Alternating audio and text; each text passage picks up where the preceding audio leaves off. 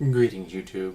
As the title says, I do not believe in evolution. But you might be saying to yourself, but Tetsubo, we know for a fact that you support evolutionary theory, and you would be correct. I do, in fact, fully support evolutionary theory. But I don't believe in it. It isn't an article of faith. I do, however, accept it. There's a difference.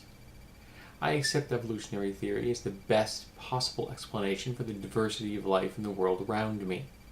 I've read it from the original, Charles Darwin's The Origin of Species, which is the proper title. On the Origin of Species was a usage of later editions. The original was The Origin of Species, and I recommend reading the original first edition.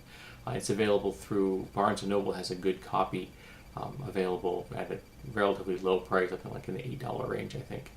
And I do highly recommend everyone giving it a read. It's very approachable. It is written with the layperson in mind.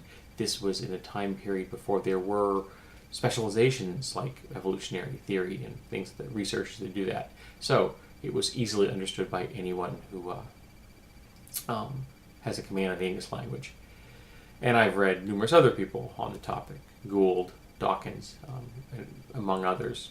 A lot of Dawkins. I've read almost everything that Dawkins has written on the topic of evolutionary theory. I think I may have missed one of his books, I'm not sure.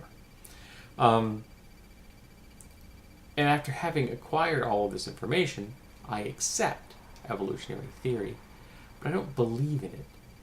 So this is something you need to believe in.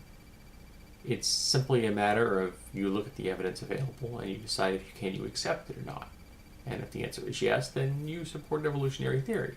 And if the answer is no, I'm not really sure what you support, because I have never ever read anything that could be considered a competing theory to evolutionary theory. Now there are, of course, people splitting hairs in the evolutionary theory field. That's what research is about. One researcher saying, well, I've got this line of research I think that is more useful and more fruitful than this line of information over here. And that's what scientists do. They come up with theories, they kick them around, test them, publish their results, and then people look at the results, take them and kick them around and test them. And after a while, things get shaken down and the best theory rises to the top. That's how things work in science. And one of the reasons that I think scientists are quite so vocal and quite so vicious with each other when it comes to their theories is that the prize at the end is so incredibly small. I mean, a researcher could spend his entire career to get a footnote in the annals of scientific history. He's never going to become famous, he's never going to get rich, but he desperately wants that footnote in those annals of scientific history. So, if someone says they believe in evolution, ask them why. Ask them, do they actually believe it as an article of faith, or do they accept it as the best explanation of the diversity in life in the world around us?